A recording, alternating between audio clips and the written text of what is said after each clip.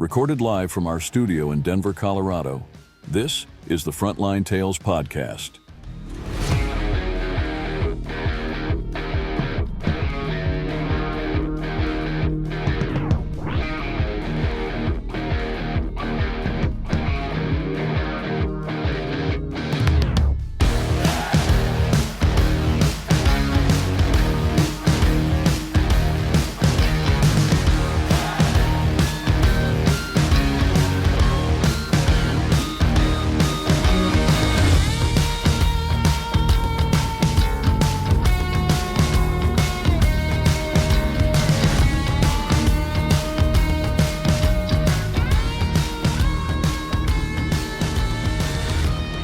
Welcome back to Frontline Tails, and with me today, joining me via video, is Dr. Jennifer Betts. Dr. Betts and I have known each other a little while, and she has been in Ukraine working there diligently for a long time. And so I just want to get to the interview. And so, Jennifer, it's nice to have you here with us today. I know that our viewers really do want to hear your story about the dogs of Chernobyl and Clean Futures Fund. And so I'll let you introduce yourself and tell everybody who you are and what you're about. All right. Thank you, John, for having me. Well, I'm Dr. Betts. I'm a veterinarian in Portland, Oregon, and I work for, not work, but volunteer for the Clean Futures Fund. And we are a 100% all-volunteer organization, nonprofit organization, where we provide assistance to communities that are affected by national disasters, and our main focus is Chernobyl Exclusion Zone. So we provide support to the people and the animals that live in the Chernobyl Exclusion Zone region. We have several programs. One of our most famous is the Dogs of Chernobyl program. The other one is our children's program, our Chernobyl Children's, and our workers, retired workers fund. So everybody that lives in the Chernobyl region, we try to provide support for them so that they can continue to live the life that they're living and help out, because it's a situation that they're in. Especially a lot of them have been laid off ever since the war started, and decreasing the amount of people at the nuclear power plant. We started the Dogs of Chernobyl program in 2017. What happened was Eric, our co-founder, he was over there doing some radiation training, and he noticed all of the dogs that were around, and he's like, what is with all of these dogs everywhere? There were hundreds of dogs everywhere. And they said, well, these are the dogs that have been around for years and years, and they just keep multiplying. And so he thought, it would be a really good idea to see if they can do something to help the population, control the population, because it was getting out of hand. And basically talked with the nuclear power plant in the Chernobyl Exclusion Zone, and that's how Clean Futures Fund was started. Basically, they had me come in, and we set up spay-neuter clinics all around in the exclusion zone.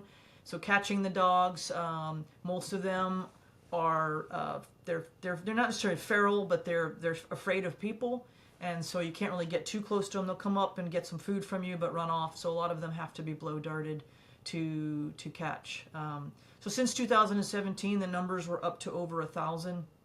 And since our spay and neuter efforts since 2017, we have actually decreased that population to less than 300.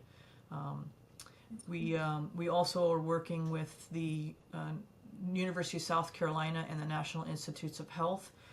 So while we're doing spay and neuter, we get some blood from the dogs, the same blood draw that you would have if you were to have surgery. We would just get that blood and we submit that to the University of South Carolina, and they've been doing full genomic sequencing of the DNA to be able to see if in fact these dogs are truly the descendants of the dogs left behind. And our last published paper that we just had out does in fact say that the dogs at the Chernobyl nuclear power plant are in fact the dogs left behind and descendants. And so that sets a basis for us to be able to now take that blood samples and be able to do full sequencing to find out if there are any changes in the genome in the DNA that's effects from radiation. And so right now the work is still being done on that. So we'll have some papers coming out pretty soon. We still are very active right now, even during wartime. Because we have decreased the population down. There's not a lot of spay and neuter left to do because the majority of dogs are all spayed and neutered, so there aren't any new puppies being born. But we are going in there. We're bringing in 700 kilograms of food every single week to feed these dogs. We've just brought in a bunch of dog houses that were donated by SPCA International and Farm and Yard Products.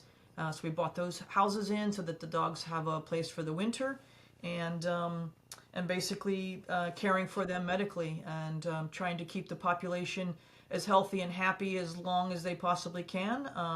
There's not supposed to be dogs in the area, so eventually that population is going to dwindle down, but this is the most humane method of population control that there is, and that's what we're trying to accomplish. So I want to ask you. You and I have talked about it. This article that is circulating throughout the media right now, Popular Mechanics article. Yep. Let's talk a little bit about that, because I know that people have read it. I've actually had people ask me questions about it myself, and I'm not educated enough to know. But after talking to you, it certainly seems like a lot of what is being rumored, not scientifically evidenced, but rumor, needs to be debunked. And you're the perfect person who can help with that and tell people what is really going on, not what is in that article. Okay. Yes, the Popular Mechanics article that just came out, it came out a year ago, right? The week of when our first paper was published in Science Advances in March of 2023. That article was one of the ones that came out. Several others were done, and they were done very accurately. And then this one came out, and they keep republishing it. They keep reprinting it, changing the date, and just reprinting it. And their title is a great title that gets everybody's attention. That says the dogs are evolving rapidly, that they're experiencing rapid evolution.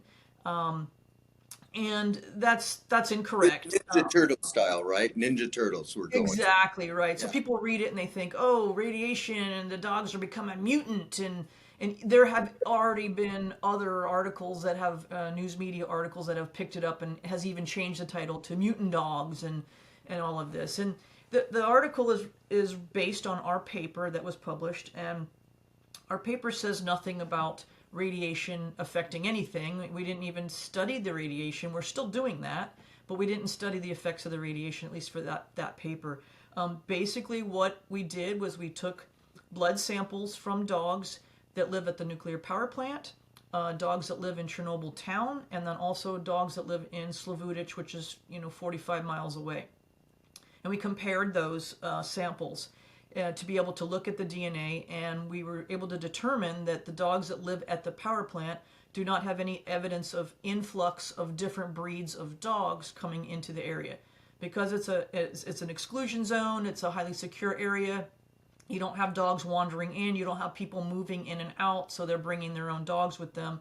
So we've isolated those dogs and that they are all related. We can track every single one of them down to who is the mother, who is the father, brother, sister, and we have evidence of that. And that's the main thing for a basis. Then we can say that, okay, we know these dogs have not been, had any other influence of dogs in here. So now we know that any kind of changes that we see within the DNA, we can determine, if it's radiation, what exactly is going on. In the Chernobyl Exclusion Zone in Chernobyl town, there is a little bit of evidence of some dogs that have come in and got into the population, but not a lot. And then, of course, the dogs in Slavudic are completely in a separate area, and that's a whole mix hodgepodge of dogs. So that's what our paper is, basically talking about that they are the descendants of the dogs left behind. But, that doesn't sell articles. So No. it's much better to put a big clickbait title on there that says the dogs are evolving rapidly. I mean, of course they're evolving. Everything evolves. but there's no evidence at this time that there's any changes due to radiation that's making them have superpowers or making them become resistant to cancer or anything like that. The study is still in the works, and soon we'll have some other papers coming out. Any kind of changes that we're seeing are very insignificant. You don't have dogs with 3 heads. You don't have dogs with tumors all over. Most of the dogs, in order to have effects of cancer from radiation, takes years and years and years. And dogs don't live that long in general. Even in the best circumstances, they don't live that long. So we're not seeing anything evidently that's, with the naked eye. And so that's why we're looking at it from a genomic standpoint, a DNA standpoint. So basically, that article is clickbait to try and get people to read it and go on with that. And that's pretty common in the internet world right now. I've also had questions and seen posts about adopting dogs from Chernobyl. And you want to address that and talk a little bit about that? Sure. And actually, the to go back to the article from Popular Mechanics, the title is clickbait. But if you read the article, there actually is very true, very evident stuff in there. You just have to kind of read between the lines and be a little bit educated on it, because it is misleading to make you think that it says the radiation is causing these dogs to change or have these atypical genetics, which is not the case. But the rest of the article is okay. As far as for adopting the dogs, in the Chernobyl Exclusion Zone, it is a Ukraine law that nothing can be removed from the exclusion zone. And that's for, chances of radioactive contaminants getting out there into the population for other people to, possibly harm people. So this also means dogs as well, dogs, cats, anything. You can't really remove anything. It's a law. Back in 2018, we had found some litter of puppies they were like 4 weeks old. So 3 or 4 weeks old. They weren't old enough to survive on their own. There was several dogs that we found, and their mothers had been, I would assume, killed or they just disappeared. And we petitioned to the exclusion zone to allow us to remove those dogs so that we could, eventually adopt them out. And that was the plan to try to start doing that. But they were very much against it because of the radiation control, the radiation safety. They did allow us to do that. We removed 34 puppies at that time, and the reason why was because they were so little. They hadn't been in an environment where they were rolling around in the dirt and getting a lot of contamination. So they allowed us to do that, and we took those puppies over to Slavutich, and we housed them for, it was like 4.5 months. That allowed the time for any kind of radioactive contaminants to come out in their poop sample, and also for them to get old enough and deem them safe enough to travel and to adopt. And so the SPCA International was involved with that in finding suitable people to adopt the dogs. And the idea was that they were agreeing to allow us to follow these dogs medically for the rest of their lives. And we've done, had them take the dog to the veterinarian, get a blood sample, submit it to us. We've submitted it to the National Institutes of Health, basically watching those dogs for the rest of their life. So that was kind of a win-win situation. Unfortunately, that it was extremely costly for us. It was a huge ordeal to get them out of Ukraine, and at that time, it was before the ban on importing any dogs from Ukraine, which is a heavily rabies-infected area. 110 countries, the USA banned imports of those dogs from that area. So it was all right before that had happened, and so now that even makes it even harder to possibly adopt those dogs. And so unfortunately, the program is not existent as far as adopting dogs. Also, we've done about 99% of the dogs have been spayed and neutered, so they're not having new puppies. And if we did adopt, it would only be puppies. Not we wouldn't pull an adult dog that's a feral adult dog and try to place that in a home. Understood. And, one of the things that I've been struggling with in the past year is that these people getting in touch with me saying, well, I see these dogs are from Chernobyl. They're up for adoption with another group or this or that. And I'm like, no, that you cannot believe what you're reading, because that's not the case. That is, it can't be happening. And I want people to understand that it is something that people they need to educate themselves on this and know that. So Yeah. So there, I do know of a website a while ago, several years ago, that they were advertising, adopt a Chernobyl dog, and they were charging money for it and everything. And I do happen to know that those dogs, were not from Chernobyl. They were actually from the Kyiv area. And so unfortunately, a lot of those people that think they got a Chernobyl dog actually got scammed. I don't know yeah, what they paid for them. I don't know anything about it. I just do know from the rumor mill and everything that they, were not. They were dogs. Obviously, they got a dog, but it wasn't from Chernobyl. so, And all of our dogs are tagged. They all have a microchip in them. Every single one of them that we have spayed and neutered, we have microchipped them. They're registered to us. They have ear tags in them to mark them. They've been tattooed and everything. so do me a favor. Yeah, I'm gonna fix that. I'm sorry. Yeah, I can see it. It's the sun is just right on your face, and There there we you go. there we go. Sorry about Awesome. that. I didn't know when was appropriate to fix that. So That's all right. We can do anything we want. It's my okay. podcast. All right, great. All right. So what's your plan going forward? I know that you're still monitoring these pups that are there. What's the end exit? What's the end goal of all of this right now? What do you think? Well, there's not supposed to be dogs at a nuclear power plant. It's an industrial area. It's not safe for dogs. It's not safe for people. They they have the IAEA and other organizations have come in and they're like, why are these dogs here? They need to be gone. And so it's kind of a battle back and forth. Obviously, most places would say just get rid of them. And of course, you can't remove them and take them anywhere out of the zone because that's against their rules and their laws. And obviously, you wouldn't want to cull them. Years ago, they tried doing that, and it didn't go over very well because all of these workers, treat them as family. They feed them, they care for them, and so it would be, a totally inhumane thing to do, and it would cause a lot of issues.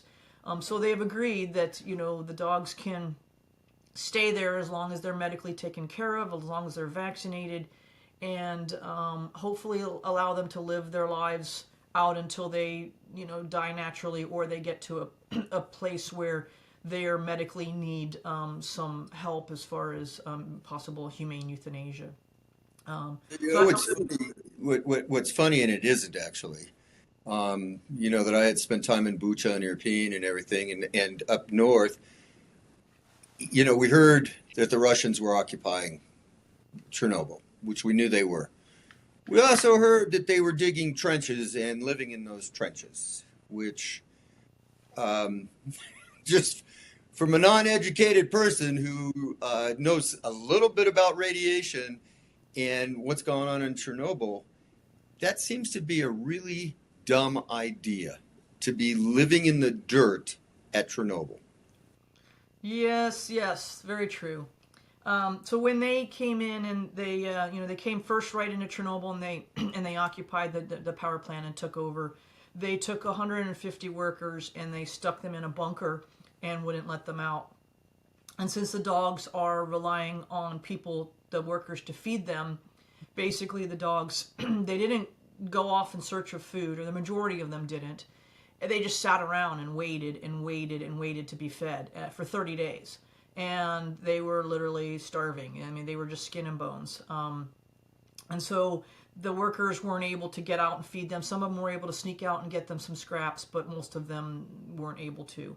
And as far as the the trenches, so the Red Forest is an area in Chernobyl where a lot of the nuclear fallout fell right after the explosion, and it turned all of the leaves on the trees red, and then they all died. And so this is an area, a lot of the trees have been knocked down since then, that the Russian soldiers thought, oh, it's nice open area, great place to dig our trenches and set up our camp. The thing is, you have to realize that a lot of these are young kids who are extremely uneducated, who have been, not taught anything about Chernobyl, not told anything, because, they tried to keep it a hush-hush back in USSR. And so they just thought it was just an area, a perfect area to dig their trenches. So they're eating in these, they're stirring up the dirt, they're cooking their food, they're smoking, they're inhaling all of that. And so, you heard stories that they all got acute radiation sickness, and that's not true. They weren't in there long enough to have that happen. A lot of them had psychosomatic issues when they found out where they were. They thought they were sick, but they definitely were there long enough to have some sort of problems later on in life. They probably are going to have some effects. If they're still living, they're going to have effects from what happened to them in building their trenches and their campsites there in the Red Forest. Well, Jen, I appreciate all the work that you've done. I know that it's been difficult at times, and I'm very grateful to you for what you've done, and I don't even know how to put into words, because the gravity of what it has been, the war itself, combine that with Chernobyl and everything that you were doing before the war and now since the war started. It's commendable. It's very commendable, and I appreciate it. And I think that everybody here, I'm glad that you straightened things out, talked a little bit about what we needed to. And I have to tell you, I don't know what's going to happen. Nobody has a crystal ball as far as Ukraine, but it's a difficult situation, especially in the winter in Ukraine. So tell people how they can help, because we survive on donations, as you do as well, but you need help too. We need help, and I want people to be able to reach out and donate and help your organization as well. So if you'd give them some information, that'd be great, and of course I'll post it on here as well. Okay. So we rely 100% on donations. Nobody takes a paycheck. We're all a volunteer organization. And the best way would be through our website, which is cleanfutures.org. We also have set up, Facebook or Instagram, where there's avenues through there where you can donate through either Venmo or PayPal, or through PayPal Giving Fund. But the easiest way would be to go directly to the website, cleanfutures.org, to do a donation. And of course, that's all tax deductible. You get sent a thing right after you do the donation, and then I think at the end of the year to give you your information for tax purposes. So, and that money does go, if you put on there in the comment section that you want it to go just for the dogs, it'll go just for the dogs. We track all of that. If you want it to go to the children's fund, or you want it to go to the workers fund, it'll be separated out. But the majority of the donations that come in for support for the dogs. Perfect.